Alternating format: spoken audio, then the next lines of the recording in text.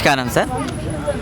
నా పేరు మంత్రి సాయినాథ్, తెలంగాణ బీడీ కార్మిక హక్కుల పోరాట సంఘం అధ్యక్షుడిని, ఉమ్మడి ఆదిలాబాద్ జిల్లాకు. అయితే సార్ 2010లో జియో సోమేష్ కుమార్ గారు అమలు చేసిండు, గర్భవతులకు 3 నెలల 15 రోజుల వేతనాలు ఇవ్వాలని. పని చేయొద్దు బీడీ కార్మికురాలు పని చేయొద్దు, 3 నెలల పైసలు ఇవ్వాలి 13,000 రూపాయలు. అది ఇస్తలేరు, 2010 నుంచి ఇస్తలేరు. దాని మీద ఒకటి మళ్ళీ గుల్లా కట్ట అంటే లేబర్ కమిషనర్కి ఎన్నోసార్లు వినతి పత్రాలు ఇచ్చిన, అన్ని ఉమెన్ రైట్స్కు పోయినా ఉమెన్ రైట్స్ కమిషనర్ ఆర్డర్ ఇచ్చింది ఇవ్వాలని, పట్టించుకోలేదు. మొన్న నుంచి ఇంకా సీఎం గారికి ఇచ్చే నుంచి అమర్ నిరాదీక్ష కూర్చుంటా అంటే వారం రోజులు ఫోన్లు చేస్తున్నారు లేబర్ కమిషనర్ అందరూ. ఉమ్మడి ఆదిలాబాద్ జిల్లాలో లేబర్ స్టాఫ్ మొత్తం ఇది చేస్తున్నారు.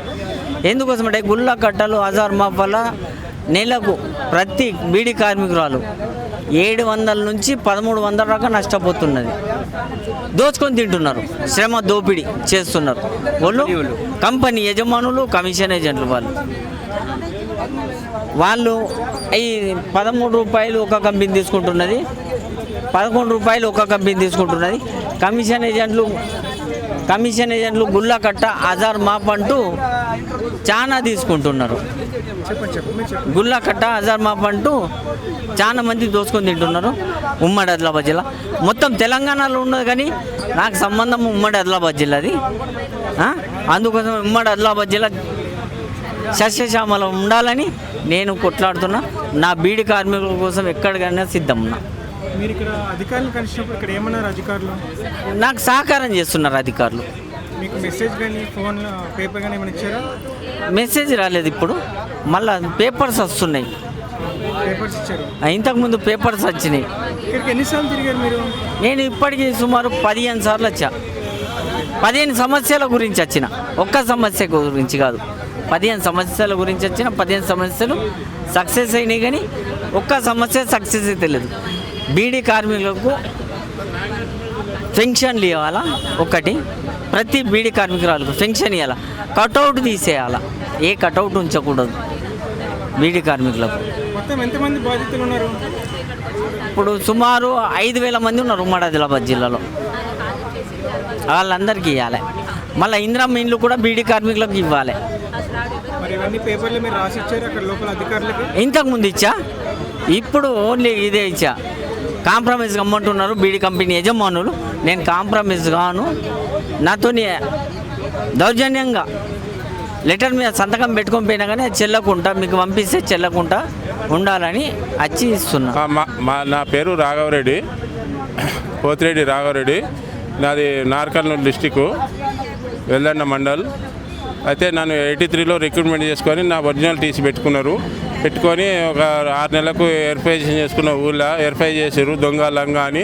ఓకే సార్, కాల్ లెటర్ పంపిస్తామన్నారు, పంపించలేదు. ఆ తర్వాత మళ్ళీ సంవత్సరానికి ఏమైందంటే రెడ్డిలు వద్దన్నారు ఆపేసిరు అని లీట్ ఆపేసి అప్పుడు నార్కర్నూలు అచ్చపేట దొంగలింగాల శ్రీశైలం సైడ్ పోయి ఒక ఎర్ర బర్రగాసోళ్ళ గొర్రగాసోళ్ళ అమ్మడోళ్ళ ఎరకల సెంచోళ్ళు ఉంటారు కదా, వాళ్ళని తీసుకొచ్చి రిక్రూట్మెంట్ చేసుకున్నారు. సరే, అప్పుడు 4 సంవత్సరాల తర్వాత కోర్టులు వేసిరు ఆ లిస్టు 250 మందిని వేసిన తర్వాత కోర్టు పాస్ అయింది. కోర్టు పాస్ అయినాక మా ఊళ్ళో ఇద్దరం రెడీలము, ఒకరిని పిలిపించిండు, నాకు పిలిపించలేదు. ఏం సార్ ఇట్లా అంటే నీ ఏజ్ బార్ అయిందని. అంటే ఒరిజినల్ టీసీ మీ దగ్గరనే ఉంది, 5 సంవత్సరాలు లేటు, మళ్ళీ ఏజ్ బార్ అయిందంటే నేను ఎక్కడ పోవాలి, నాకు అన్యాయం జరిగిందని అప్పటి నుంచి అడిగితే ఎవరు తట్టించుకుంటలేరు. నేను 40 సంవత్సరాల నుంచి పోరాడుతూనే ఉన్నా, ఎవరు తట్టించుకుంటలేరు. మన తెలంగాణ ఏర్పడాక మన తెలంగాణ ప్రభుత్వం వచ్చింది కాబట్టి మనకు కూడా ఇప్పుడు ఏమన్నా ఉమ్మడి ఆంధ్రప్రదేశ్ రాష్ట్రం ఉండే నిర్లక్ష్యం చేసిరు. ఇప్పుడైనా మన తెలంగాణ ప్రభుత్వము తెలంగాణలో మనం ఉన్నందుకు తెలంగాణ మనం బిడ్డలం కాబట్టి నాకు మొదటి నుంచి మళ్ళీ ఊర్లో విచారణ జరిపించి నాకు న్యాయం చేయాలి. నా భార్య నామినీ రాసుకున్నారు పేరు, మరి నేను చనిపోతే రేపు నా భార్య నాకు ఉద్యోగం ఇవ్వకన్నా నా ఇబ్బందులు ఇప్పటికీ నేను అడక తినుకుంటూ బతుకుంటూ వచ్చి పోరాటం చేస్తున్నా. దాని గురించి నాకు ఏ విధంగా కానీ నేను ఏ సీఎం లెవెల్లో కూడా పోయి నేను ఏదైనా సీఎం రికమెండ్ కూడా తెచ్చే నాకు కెపాసిటీ ఉంది, నేను చూసుకుంటుంది.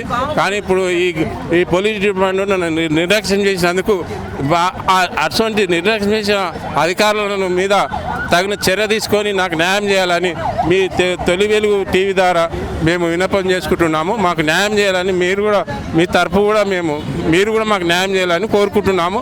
మాకు ఏ విధంగా నాకు న్యాయం కావాలని కోరుకుంటున్నాం. పూర్తి విచారణ జరిపించి విచారణలో నాకు నిజం లేకపోతే నేను మళ్ళీ అడగను.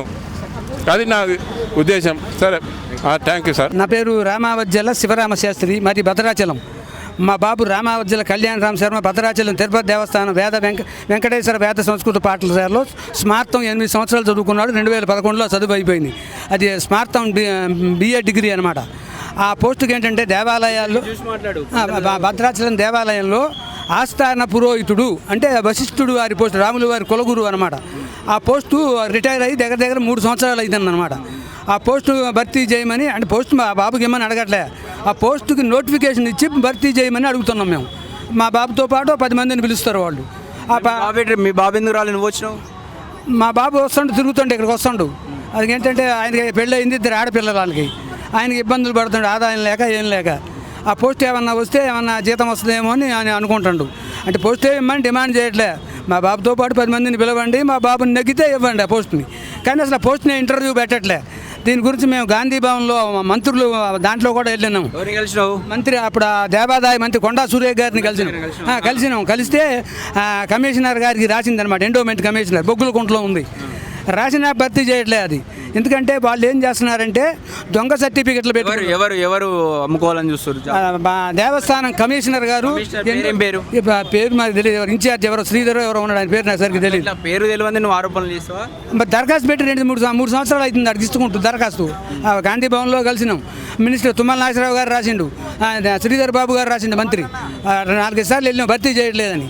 తర్వాత ఈ విషయం ఆయన చెప్పారు. ఈ విషయంలోనే గాంధీ భవన్లో మంత్రులు కలిసినాం. ఈ విషయం అక్కడ ఉన్నటువంటి దేవస్థాయి కమిటీ వాళ్ళకి చెప్పినాం. తీసుకెళ్ళి లెటర్ రాసి ఇచ్చారు. అట్లనే ఏమన్నారు? ఆ లెటర్ తీసుకుని ఇదిగో ఇస్తాం అంటే భర్తీ చేస్తాం అంటున్నారు, నోటిఫికేషన్ ఇస్తామని. ఇవట్లా ఆ సెక్రటేరియట్లో పోయి ఆ కొండా సూర్యక మేడం గారిని కూడా కలిసిన వాడు. ఆడ కూడా కలిస్తే ఆమె కూడా వాళ్ళకి రాసినాం, త్వరలో భర్తీ చేస్తారు, దేవాదాయ శాఖలో ఉన్న పోస్టులన్నీ కలిపి నోటిఫికేషన్ ఇస్తా అంటున్నారు. కానీ ఇవ్వట్లే. వాళ్ళు పోయి ఏమంటున్నారంటే భద్రాచలంలో వాళ్ళు రాసిస్తే మేము నోటిఫికేషన్ ఇస్తామంటున్నారు. ఆ భద్రాచలంలో రమాదేవి గారి ఈవో ఉందన్నమాట, ఆమెను పోయి కలిసినాం. ఆమెను కూడా కలిస్తే పోస్టు ఖాళీ ఉంది, నోటిఫికేషన్ ఇవ్వండి అని నేను ఎండోమెంట్ కమిషనర్ గారికి రాసి పంపించా అని చెప్పారు. నేను పోయి ఆ ఎండోమెంట్ కమిషనర్ గారిని కూడా కలిశాను. నేను కలిస్తే వచ్చింది వాస్తవమే, మేము ఇస్తున్నాం, అదిగో ఇస్తున్నాం, ఇదిగో ఇస్తున్నాం అంటున్నారు. ఏం చేస్తున్నారంటే ఆ పోస్టు కోసం అవుట్ సోర్సింగ్ మీద ఒక ఆయన వచ్చిన్నాడు. భద్రాచలం దేవస్థానం వంటశాలలో పొట్లాలు కడతాడనమాట ఒక ఆయన. దొంగ సర్టిఫికేట్ తీసుకున్నాడు, చదువుకోకుండా, వేద పాఠశాలలో చదువుకోకుండా చదివినట్టు. ఆయనకి వయసు కూడా ఎక్కువ ఉంటుంది అనమాట.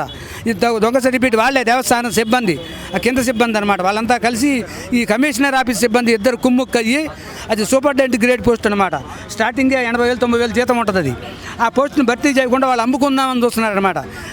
ఇదివరకంటే టీఆర్ఎస్ గవర్నమెంట్ ఉంది, అది ఉంది, వాళ్ళు పట్టించుకోలేదు అంటున్నారు. ఇప్పుడు కాంగ్రెస్ గవర్నమెంట్ కూడా వచ్చి దగ్గర 2 సంవత్సరాలు అవుతుంది. వాళ్ళు కూడా కలిసినాం, వాళ్ళు కూడా న్యాయం చేస్తా అంటున్నారు మినిస్టర్లు గారు. ఆ కొండా సూర్య మేడం గారు కలిస్తే ఆ పోస్టుని భర్తీ చేయండి, నోటిఫికేషన్ ఇవ్వండి, నోటిఫికేషన్ ఇచ్చి అభ్యర్థులు పిలవండి, అభ్యర్థులతో పాటు మా బాబుని కూడా ఆ ఇంటర్వ్యూకి పిలవండి. హైదరాబాదు ఇంకొంటే ఉద్యోగాలన్నీ ఎల్బీ స్టేడియంలో భర్తీ చేస్తున్నారు. బహిరంగ ఇంటర్వ్యూ నడపండి, అభ్యర్థులు ఎవరు నిజంగా అర్హులైన వాళ్ళకి ఇవ్వండి, పరిశ్రమ తగ్గితే. అట్లా మా బాబు కూడా అవకాశం ఉంటే కల్పించండి అని మేము కోరుతున్నాం. ఇక్కడ ప్రజావాణికి వచ్చా, ఆ ప్రజావాణి కార్యక్రమంలోంచి మన మీడియా సోదరులను కలిసా. మీడియా సోదరులు మా